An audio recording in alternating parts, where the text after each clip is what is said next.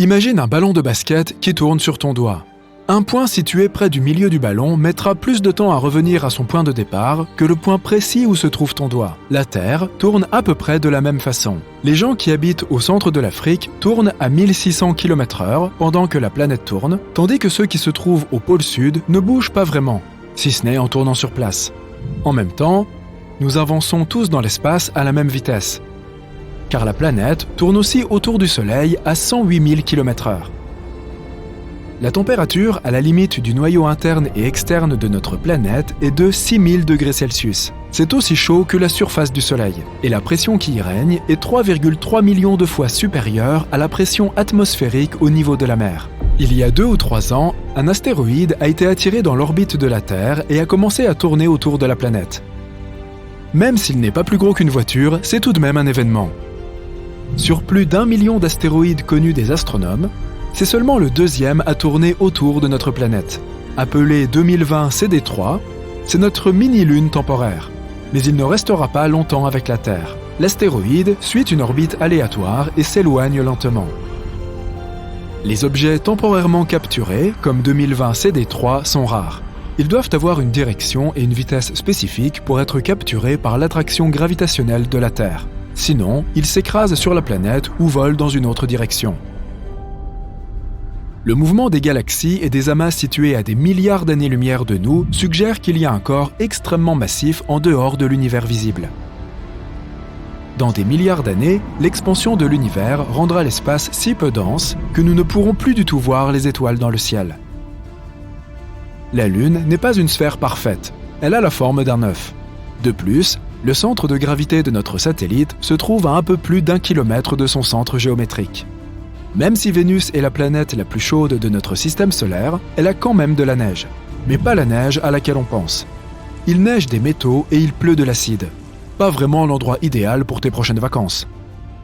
Saturne est principalement composé d'hydrogène et d'hélium, avec quelques traces de méthane, d'ammoniac et d'eau. Mais elle contient plus de soufre que Jupiter, ce qui donne à la planète une teinte orange semblable à celle du smog. Sur Terre, les ondes sonores font vibrer les molécules d'air. C'est pourquoi nous sommes capables d'entendre les sons. D'autres planètes et lunes permettent aussi aux sons de voyager à travers des milieux comme leurs atmosphères et leurs océans. Dans l'espace, cependant, on dit qu'il n'y a pas de son, car il n'y a pas de molécules pour vibrer et émettre des ondes sonores. Cependant, tous les chercheurs ne sont pas d'accord sur ce point, étant donné que l'espace n'est pas juste un vide dépourvu de tout. Entre le vide, il y a des nuages de gaz et d'autres particules parasites. Donc, selon l'endroit où tu te trouves, les ondes sonores peuvent être possibles. Les astronomes savent avec certitude que l'univers grossit. Et la vitesse à laquelle il gonfle ne cesse d'augmenter. Mais si l'ensemble s'agrandit, c'est qu'il doit y avoir une sorte de bord, n'est-ce pas? Il est peu probable que les gens le découvrent un jour, mais si c'est le cas, alors qu'est-ce que ce serait? Un énorme mur de briques et puis plus rien? Un abîme qui ne mène nulle part? La théorie la plus courante est que l'univers est façonné de telle manière qu'il ne peut pas avoir de bord. Mais ce n'est pas la seule hypothèse. Une autre théorie est encore plus difficile à appréhender. L'univers est infini. Et notre partie de celui-ci n'est pas si unique. Cela signifie que quelque part là-bas, il y a un autre toi, ou plutôt d'autres versions de toi. L'un d'eux est juste un peu plus petit. L'autre a une coiffure différente. Le troisième est identique à toi de toutes les manières possibles. Il existe aussi une théorie sur un multi-univers qui se compose de nombreux univers plus petits. Et l'univers dans lequel nous vivons n'est qu'une minuscule bulle parmi d'autres bulles similaires. Les scientifiques qui soutiennent cette idée sont également certains que les univers bulles peuvent entrer en contact les uns avec les autres. La gravité commence alors à circuler entre eux, et lorsque 2 ou 3 univers se connectent, un Big Bang se produit, tout comme celui qui a créé notre univers. Neptune est l'endroit le plus venteux du système solaire. Des nuages de méthane gelés sont fouettés sur la planète à une vitesse de 1900 km/h. Le noyau de Neptune est solide et se compose principalement de fer et de quelques autres métaux. Sa masse est 1,2 fois plus importante que celle de la Terre. La température à l'intérieur atteint 5000 degrés Celsius.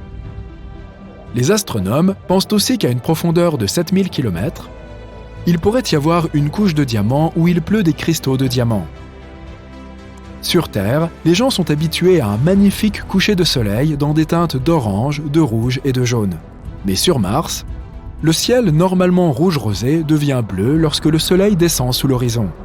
C'est parce que Mars est beaucoup plus éloigné du soleil que la Terre, ce qui rend la lumière du soleil moins intense. La fine poussière de l'atmosphère martienne absorbe la lumière bleue et se débarrasse des couleurs plus chaudes que tu vois généralement sur Terre.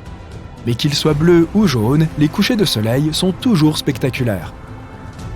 Avec environ un quart de la taille de la Terre, la Lune est plutôt énorme par rapport aux autres satellites dans l'espace. Il n'y a rien de comparable à cette situation ailleurs dans le système solaire. Pluton a une Lune qui est presque 2 fois plus grosse que lui. Mais c'est plus une jumelle qu'un satellite. Il y a plus de 150 lunes dans notre système solaire, et celle de la Terre est la 5e plus grande de toutes. Il pourrait y avoir un labyrinthe de tubes de lave sur la Lune. Il n'y a pas longtemps, les astronomes ont étudié les résultats d'une topographie lunaire souterraine.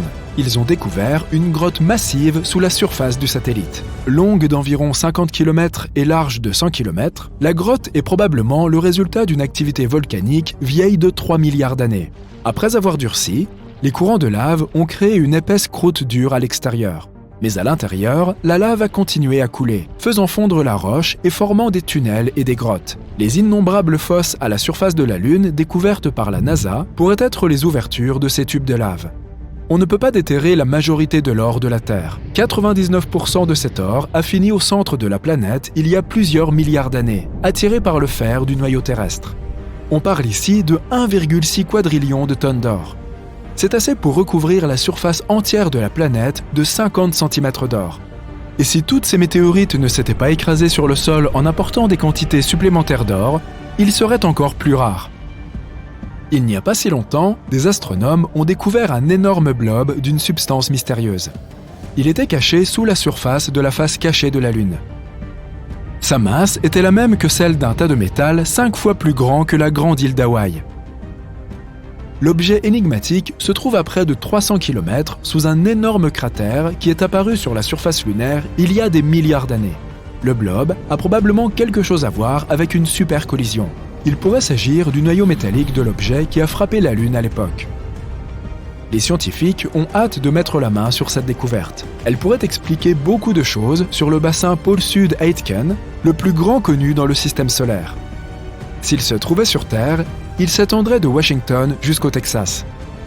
En 2011, les astronomes ont découvert un énorme réservoir d'eau flottant simplement dans l'espace autour d'un trou noir supermassif appelé quasar. Des vapeurs d'eau flottantes ont été trouvées dans tout l'univers, mais elles ne sont pas si courantes. Ce réservoir particulier contient environ 140 trillions de fois la quantité d'eau contenue dans les océans de la Terre. C'est l'une des choses les plus anciennes, les plus grandes et, à plus de 12 milliards d'années-lumière, l'une des plus lointaines connues de l'humanité. Dans l'espace, les astronautes peuvent perdre environ 1% de leur masse musculaire chaque mois. Pour éviter cela, ils doivent faire des exercices 2 heures par jour.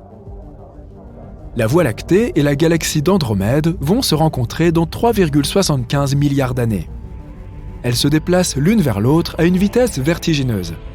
Lorsque les 2 galaxies entreront en collision, elles formeront une énorme galaxie elliptique. As-tu déjà regardé le ciel nocturne et essayé de compter toutes les étoiles ? Bonne chance! Notre galaxie, la Voie lactée, compte environ 100 milliards d'étoiles. Mais d'autres estimations situent ce chiffre à plus de 200 milliards. Car calculer la quantité exacte est une tâche presque impossible, même pour les astronomes. Quant à l'univers entier, il compte au moins 1 milliard de trillions d'étoiles, soit un 1 avec 21 zéros derrière.